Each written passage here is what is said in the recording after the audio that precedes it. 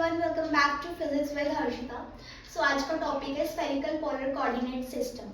तो previous topic में हमने किया था complete plane polar coordinate system. उसमें जस्ट हमने r एंड थीटा के बारे में पढ़ा था। But in spherical polar coordinate system we have to talk about r, theta and phi.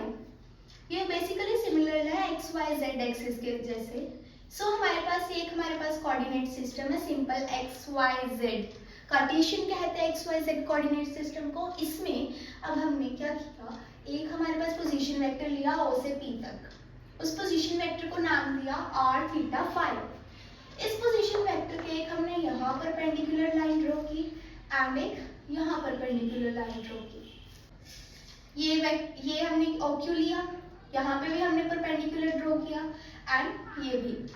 So now हमें पता है ओ से लेकर बी तक हम एक्स एक्सिस कहेंगे बिकॉज ये एक्स एक्सिस पर है। ओ से लेकर ए तक z कहेंगे क्योंकि ये z एक्सिस पर है। ओ से लेकर c तक y कहेंगे बिकॉज ये y एक्सिस पर है। एंड वी नो इसको हम r कहेंगे। Position vector we denoted it as r। Previous topic में हमने बस इस डायग्राम के बारे में पढ़ा था। नाउ इस डायग्राम को यूज करके अब हम क्या करेंगे, रिलेशनशिप फाइंड आउट करेंगे Cartesian and spherical polar coordinates की। कार्टेशियन हमें पता है कि एक्स वाई जेड होते हैं कोऑर्डिनेट्स एंड स्फेरिकल हमें पता है आर थीटा एंड फाई होते हैं। सो बेसिकली अब हम क्या करेंगे, इनके जो ट्रायंगल्स हैं इनको उठाते हैं वहां रखते हैं। पहले तो हमें दिख रहा है कि ये मिल गया हमें 90 भी है, इसमें एंगल भी है, इसको उठाया। ट्रायंगल OAP, फर्स्ट वाला ट्रायंगल देखिए OAP। थीटा की जगह क्या है O, थीटा वाली साइड O लिख दिया। 90 पे क्या है A, 90 पे A लिख दिया, P ऊपर लिख दिया। OP हमें पता है R है, R, O में पता है Z है एंड थीटा बाकी हमें पता है। पहले हम इनके ट्रायंगल्स उठा लेते हैं। Z वाली होगी ट्रायंगल, नाउ X वाली उठाते हैं। OBQ, थीटा भी है 90 भी है, थीटा 90 बना दिया। यहाँ क्या एंगल है फाई के विद रिस्पेक्ट, इसलिए वहां फाई लिखा, यहाँ थीटा था तो वहां थीटा लिखा। सो हमें पता है O से B तक हमारे पास क्या है X, ठीक है। और O से Q हमें पता नहीं है, सिर्फ ये पोजीशन वेक्टर पता है कि R है, ये वाला हमें नहीं पता। वो है ट्रायंगल हमारी X भी है Y भी है। Y इसलिए क्योंकि ये दोनों एक दूसरे के पैरेलल हैं।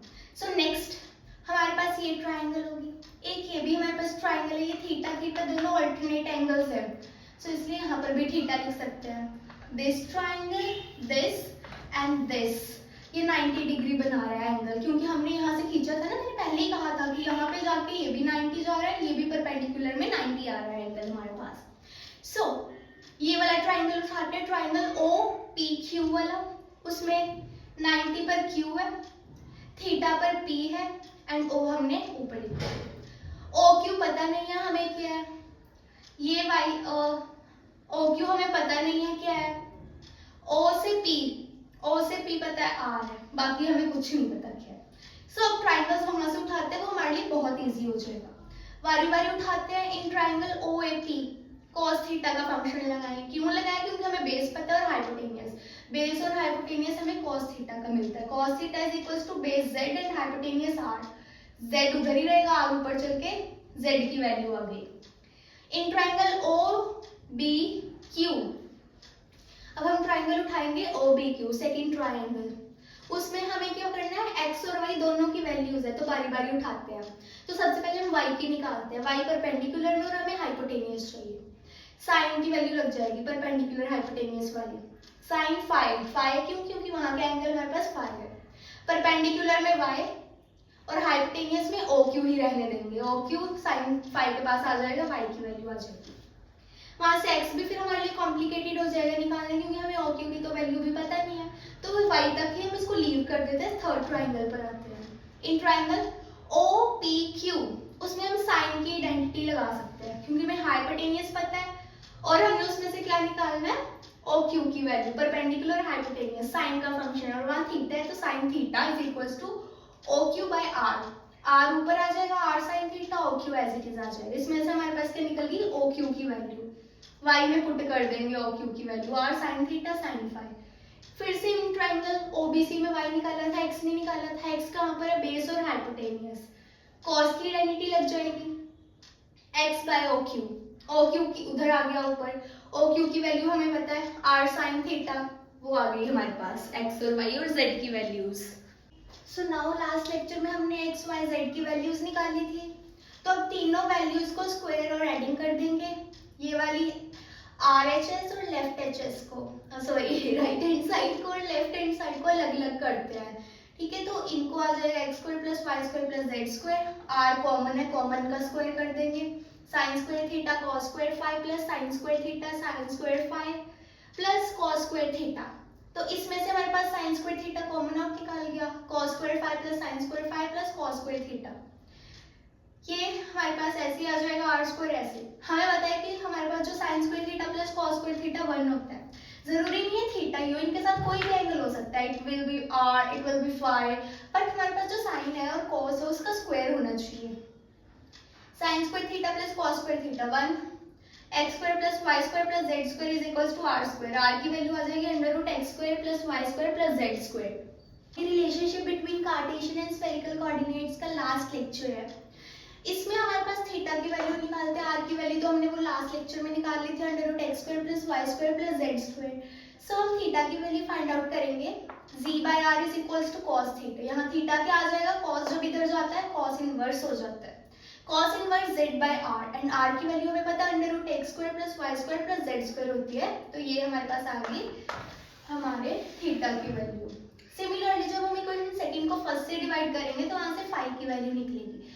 आपके दिमाग में क्वेश्चन आया होगा फर्स्ट बाय सेकंड क्यों नहीं किया, कर सकते हैं बट वो थोड़ा कॉम्प्लिकेटेड हो जाना है, because cos five by sin five क्या होता है cot फाइव, तो वो cot की टर्म्स में आंसर निकलेगा, यहाँ पर क्या हो जाएगा sin बाय cos tan की टर्म्स में निकलेगा। तो सेकंड बाय थर्ड, r से r कट जाएगा, sin से sin कट जाएगा, sin five by cos five, tan five is equals to y by x, tan उधर जाके इनवर्स हो जाएगा, five is equals to tan inverse yx। That's it for r theta and five. लेकिन इसमें हमें पता है जो हमारे पास OP वेक्टर है ये हमारे पास r वेक्टर होता है, इसको हमने प्लेन पोलर में नहीं, इसमें उसको हमने कार्टेशियन में किया था। OP वेक्टर को हमने क्या लिखा था, x i cap plus y j cap plus z k cap.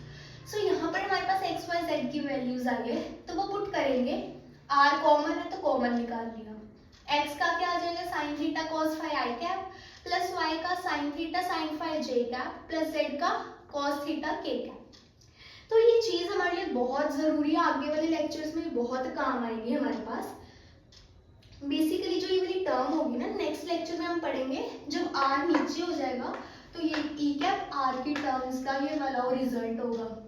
सो इसलिए इसको याद करने के लिए एक ट्रिक है, SC SSC, S indicate sin theta cos five plus sine theta sine five plus cos theta, ऐसे याद कर लेना। डन।